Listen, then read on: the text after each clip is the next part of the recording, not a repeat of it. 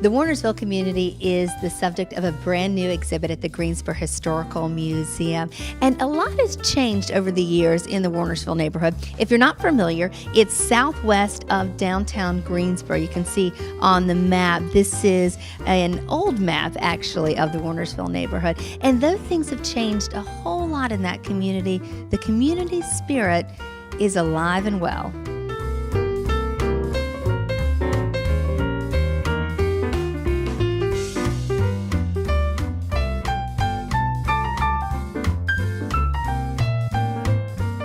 When telling a story, the best place to start is really the beginning, and that's what we're doing in the Warnersville community, telling the story right from the very beginning. Carol Hart is the director here at the Greensboro Historical Museum, brand new exhibit here on the Warnersville neighborhood. Why Warnersville? Why did you want to really focus on this neighborhood? From the beginning, this project was community driven, and it's because members of the community kept coming forward and saying, we have a really interesting story to tell here that not too many people know about. So we were committed to bringing forth that story, and the more we learned about it, the more compelling it became. We knew we wanted to do more than add or collections or add to our other parts, that it was a story that deserved its own special exhibit. Okay, so in a nutshell, what makes it so special and this story so special? And then we'll kind of go into the nuts and bolts of the story. Yeah, Warnersville was the first planned African-American community in this area, right after the Civil War, and it's right from the beginning, its foundings are unique, and the role that people in the Warnersville community had throughout time is unique. We worked with a lot of different people in the Warnersville community as well as within other parts of the city. We were able to get some early directories of the city of Greensboro, for example, from the 1880s, 1884, 1890. So we actually have listed the names of people who were living in the area, where they were living, and what their occupation was. So using those kinds of informational tools, we're really able to give a complete picture. And it's a lot of fun to get personal. Maps is another important part of the story, and just seeing the changing landscape. We have a Warnersville kiosk here, and if you want to look at photographs, aerial photographs from the 1950s and 1972, you can really get a sense of that changing landscape. Here's 1972, 1957, and sometimes a picture can tell you a lot more than any other kinds of descriptions. So there's a lot of information here. In the new museum, it's not just the new technology, but it's recognizing that we aren't the only authorities about history, and the community itself can express their past in different ways. And the poet Alonzo Stevens had written many poems about Warnersville, about his experience growing up, and his poetry is throughout. And I love this poem called Homespun. It starts actually, "You want me to tell your mama?" I stop. Those words make Miss Bill the master, and indisputably, we are not related but closely tied. This is Warnersville, our heaven in a weary land, a mold, like the one that shapes Jell-O, confining us in a small space before turning us loose. And the emotion, again, I think this is an exhibit that has a lot of emotion, heartbreak, and this is part of the story of Warnersville.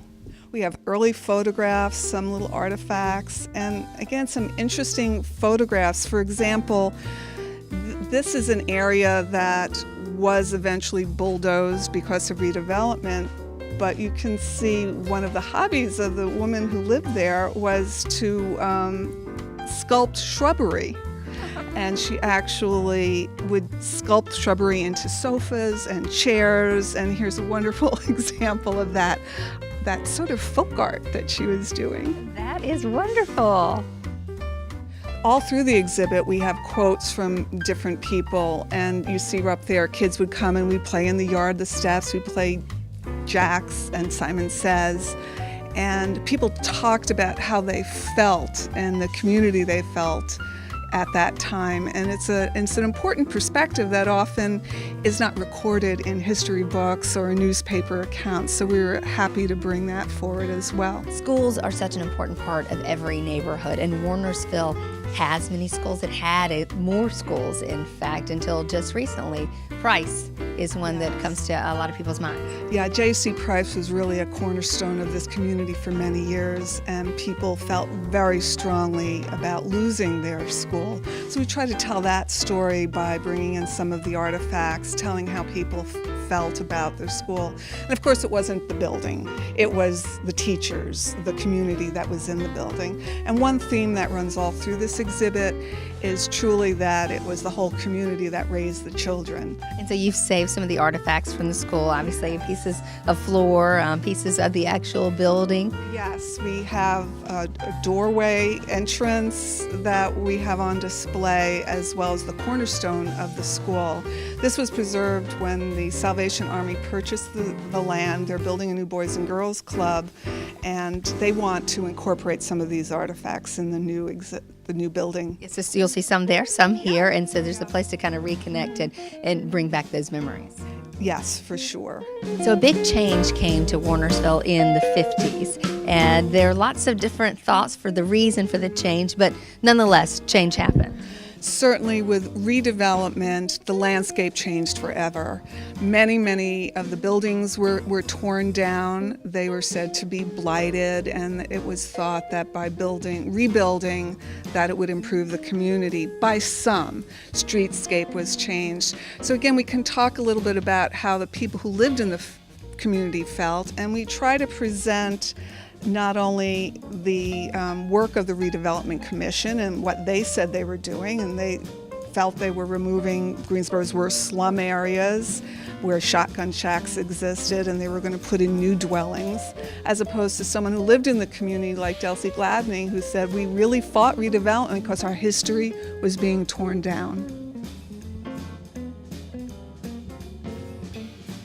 This museum exhibit is not meant to be static. It's supposed to be evolving and growing, and so much of that has to do with community input.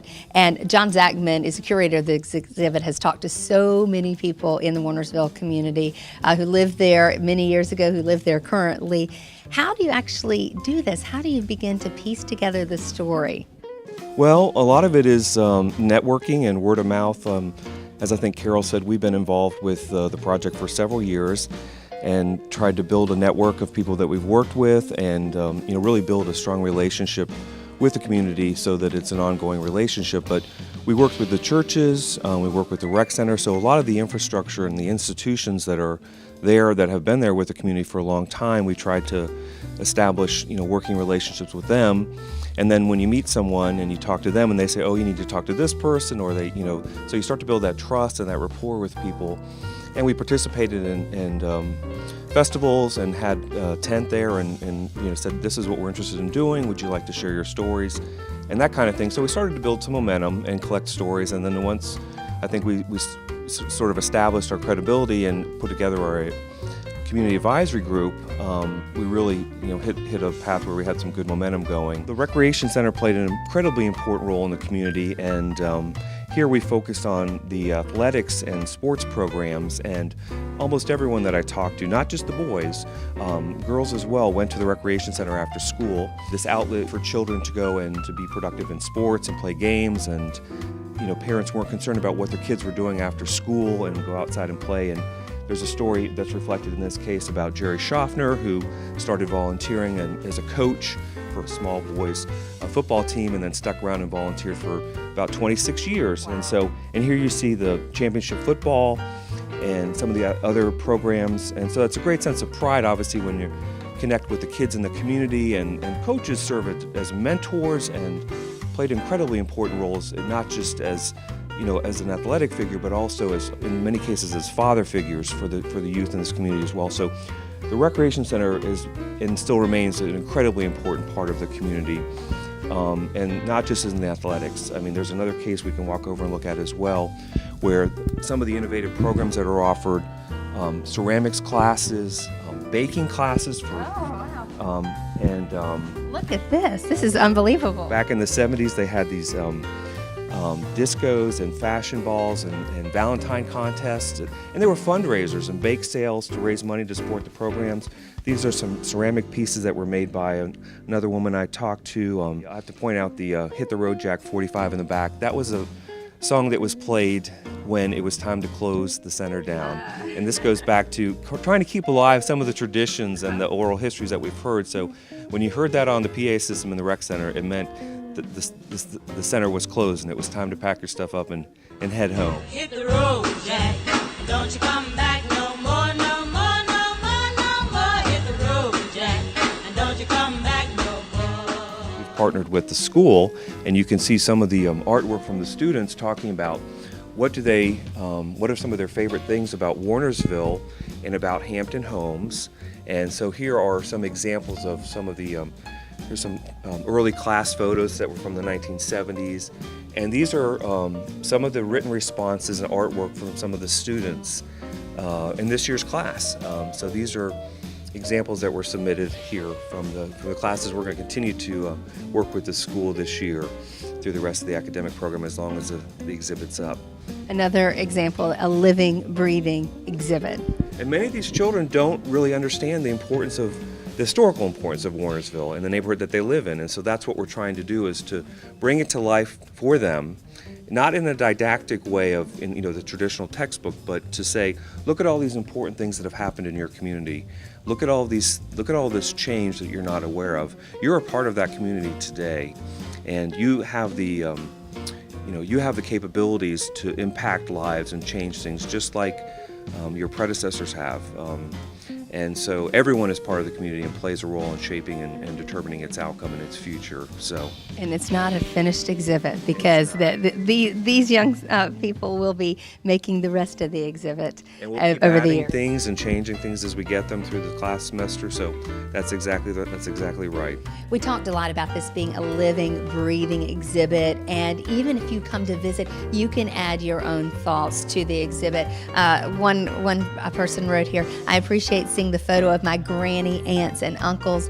And then another one wrote, "I'm sad that such an important part of the Warnersville community was redeveloped, but so glad its history lives on." And that's what they hope that you think after walking through, is to share your thoughts and to have your own feelings about the Warnersville community.